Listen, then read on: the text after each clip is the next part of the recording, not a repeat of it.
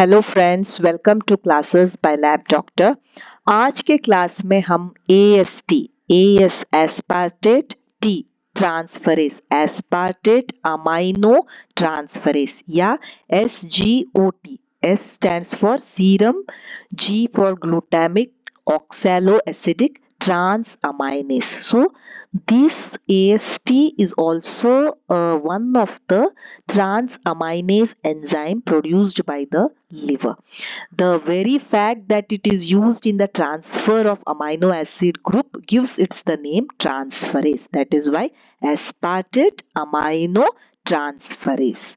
So this AST is seen in the hepatocyte, in the cytoplasm, hepatocyte के cytoplasm as well as the mitochondria में पाया जाता है।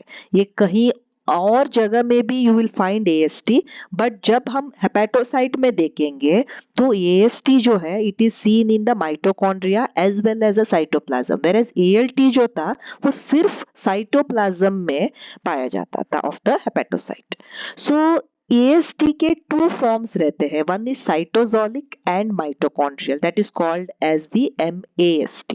So this is a precursor form which is produced in the mitochondria and then it is converted into the mature form. So this accounts for 80% of total AST activity. मतलब ये जो mitochondrial AST है ये 80% of AST रहता है in the liver cells.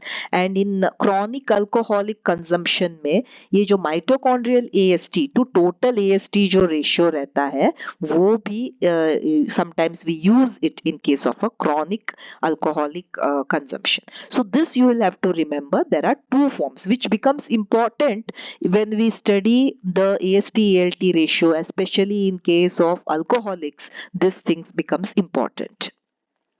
So AST I have told you it is seen in the liver, but it is also seen in the heart. Heart के muscles में हम पाया जाता है ये तो in case of heart attack, congestive heart failure it increases. Skeletal muscle, that is why in case of muscle injury में rhabdomyolysis हो या dermatomyositis हो, the AST level can increase. Kidneys में chronic renal failure can cause increase AST.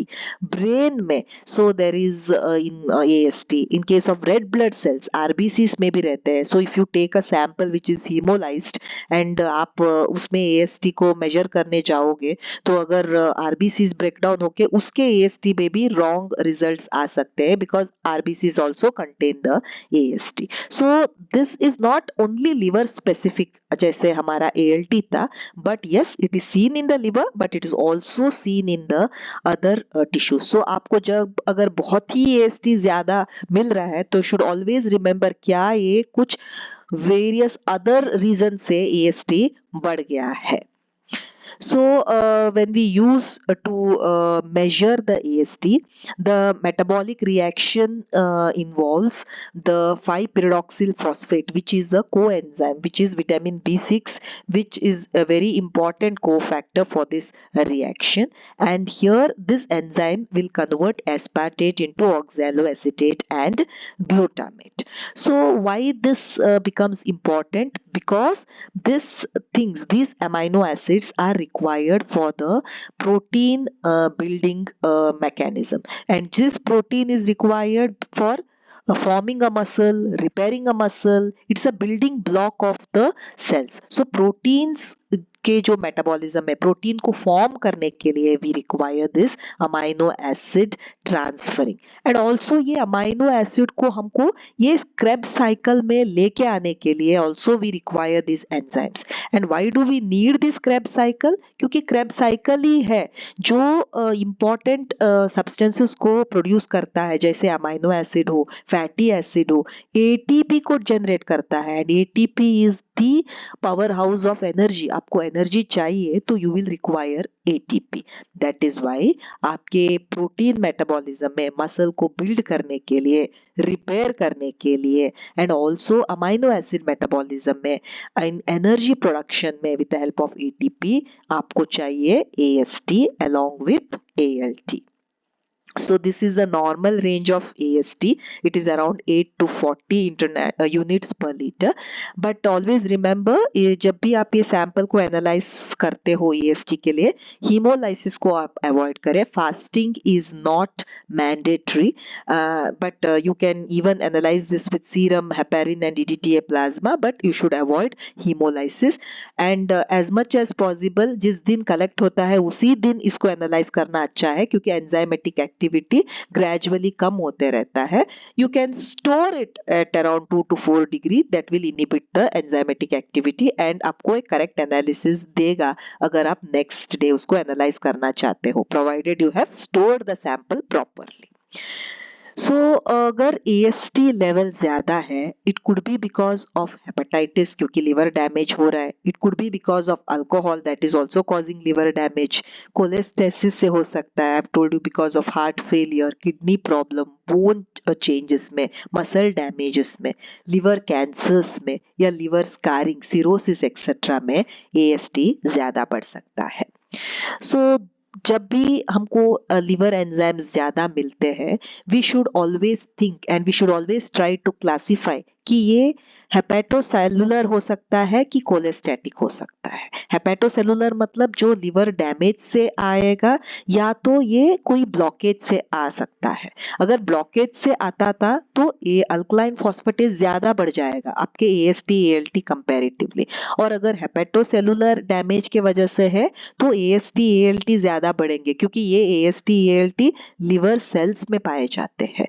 So you will have to first classify. So अगर आपका AST बढ़ गया है तो you will categorise it into hepatocellular, तो आप इस कैटेगरी में उसको कैटेगराइज करेंगे.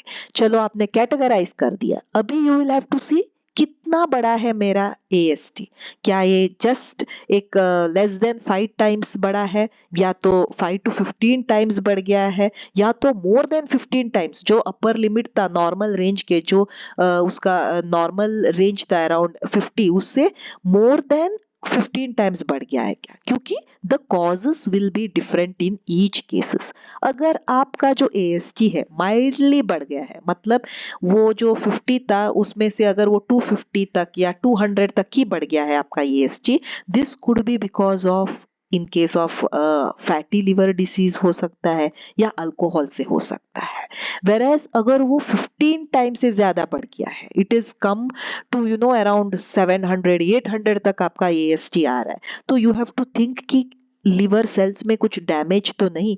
Could be a virus, could be a drug, whether it is auto immune, या सोचिए अगर आपका AST बहुत ही ज्यादा बढ़ गया, इट इज अराउंड 1000 2000 3000, तो मतलब बहुत सारे हेपेटोसाइट्स डैमेज हो रहे हैं. So this could be because of viral hepatitis, it could be because of drugs, it could be because of autoimmune, जो, या it could be because of ischaemia, जो एक बहुत हेपेटोसाइट्स को डैमेज करके, उसको डिस्ट्रॉय करके ये एंजाइम्स को राइज कर सकता है. सिर्फ आपको AST एलिवेशन मिल रहा है, ALT ज्यादा बड़ा नहीं, सिर्फ AST का ज्यादा एलिवेशन आपको दिख रहा है, तो ऑलवेज थिंक ये whether it could B alcohol induced, या तो ड्रग इंड्यूस्ड हो सकता है, या तो हीमोलाइसिस है, या तो कोई मसल ब्रेकडाउन है, या तो कोई मायोकार्डियल इन्फेक्शन है. All this can cause increase in the AST levels. When you will get AST more than ALT, whenever there is alcoholic hepatitis. जब अल्कोहल हेपेटोसाइट को डैमेज करता है, it will cause more of AST को ज्यादा बढ़ाएगा compare to ALT. ये दो reasons के वजह से होता है. एक तो जब भी there is alcohol consumption, it will inhibit the enzyme pyridoxal phosphatase, जो विटामिन B6 था, एंड इसके वजह से ALT का वैल्यू कम हो जाएगा एंड AST कंपैरेटिवली ज्यादा बढ़ जाएगा. And also alcohol will increase the mitochondrial AST को ज्यादा कर देगा, वो ज्यादा से ज्यादा उसको निकालेगा, तो that is why AST level ज्यादा बढ़ जाएगा and you will get a ratio of AST more than ALT. So this is the most common cause for increased ratio of AST and ALT. And in alcoholic जो लोग रहते हैं उनमें हमेशा AST ALT से ज्यादा मिलता है, AST to ALT रेशियो ज्यादा रहता है, and also they will have GGT will be more. Metastatic cancer of liver, अगर आपका AST एंड ALT रेशियो बहुत ही ज्यादा हो गया, अगर आपको समझिए अगर इट इज मोर देन 5 ऐसे आता है, तो लिवर तो उतना कैपेसिटी नहीं है कि उतना ज्यादा AST को प्रोड्यूस करे, तो शायद this is AST is coming from some other sources, like it could be a case of bone cancer, या कोई केस ऑफ लिम्फोमा, या कोई मेटास्टेटिक कैंसर है जिसके वजह से वो लिवर में आ गया है and AST has risen. So these are few of the cases in case of alcoholic hepatitis, cirrhosis, metastatic cancer of liver, non-biliary obstruct cirrhosis, etc., wherein AST will be more than ALT. So AST is also a transaminase enzyme which will help in the normal functioning of the body, and along with ALT, it is a very good marker of the liver function. So you will have to interpret it along with ALT, along with the AST ALT ratio. हमको narrow down करने के लिए what is the cause for hepatocyte damage. So that is all about AST. Thank you so much for watching the video. Please like, share and subscribe the channel. Thank you.